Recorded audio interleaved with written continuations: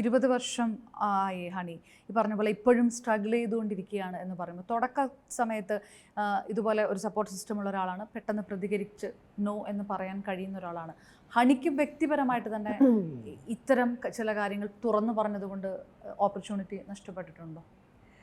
ഞാൻ എൻ്റെ ഓപ്പർച്യൂണിറ്റി ഞാൻ ആ രീതിയിൽ ചിന്തിച്ചിട്ടേ ഇല്ല, ടു ബി ഫ്രാങ്ക്. എന്നെ സംബന്ധിച്ചിടത്തോളം നല്ല പടങ്ങൾ വന്നാൽ ചെയ്യും, അത് ഭയങ്കര ആഗ്രഹമാണ്. സിനിമ ചെയ്യണം എന്ന് ഭയങ്കര ആഗ്രഹമാണ്. ഇങ്ങനെ നഷ്ടപ്പെടുന്ന ഓപ്പർച്യൂണിറ്റി അങ്ങനെ നഷ്ടപ്പെടും. അതിന് പല റീസൺസ് ഉണ്ടാവും. ഇതൊരു റീസൺ ആയിരിക്കാം, അല്ലെങ്കിൽ പല പല റീസൺസ് ഉണ്ടാവാം, അല്ലെങ്കിൽ ചിലപ്പം ഞാൻ ആ സിനിമയ്ക്ക് ആപ്റ്റ് അല്ല, അല്ലെങ്കിൽ ഇവർ വേണ്ട. ചില സിനിമയിലൊക്കെ നമുക്ക് അതിൻ്റെ ഒരു അറ്റത്തെത്തിയിട്ട് കയ്യിൽ നിന്ന് പോകുന്ന സിനിമകളൊക്കെ ഉണ്ട്. അതിനൊക്കെ പല പല റീസൺസ് ഉണ്ടായിരിക്കാം. അപ്പം ഞാൻ അതിൽ വലിയ ബോധേഡല്ല. എനിക്ക് കിട്ടേണ്ട അവസരങ്ങൾ എനിക്ക് കിട്ടുമെന്നുള്ള ഉറച്ച വിശ്വാസത്തിൽ മുമ്പോട്ട് പോകുന്ന ഒരു ആളാണ് ഞാൻ. ഇത് പോയാൽ അതിലും നല്ലത് എന്തോ വരാനിരിക്കുന്നു എന്ന് എപ്പോഴും ചിന്തിക്കാറുണ്ട്. അപ്പം അങ്ങനെ ഞാൻ അതിൽ വലിയൊരു എന്താ പറയുക, അതിൽ ടെൻഷൻ ആവുന്ന ആളെയല്ല.